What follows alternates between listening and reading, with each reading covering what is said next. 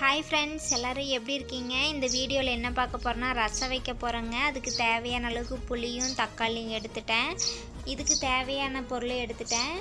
பூண்டு, சீரகம், கொத்தமல்லி, கறிவேப்பிலை, மிளகாய் இவ்வளோ தாங்க தேவையான பொருள். இப்போ புளியும் தக்காளியும் நல்லா கழுவிட்டு ஊற வச்சு புளி கரைசல் ரெடி பண்ணி எடுத்து வச்சிட்டேங்க.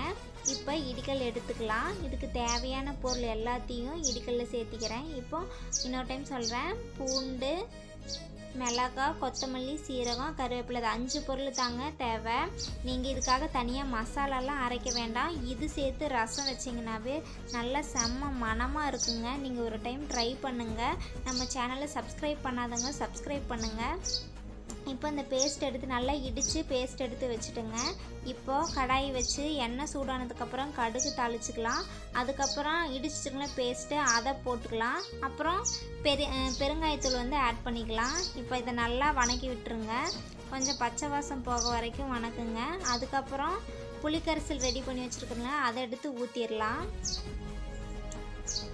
நம்ம சேனலை லைக் பண்ணுங்கள், ஷேர் பண்ணுங்கள், சப்ஸ்கிரைப் பண்ணுங்கள் ஃப்ரெண்ட்ஸ்.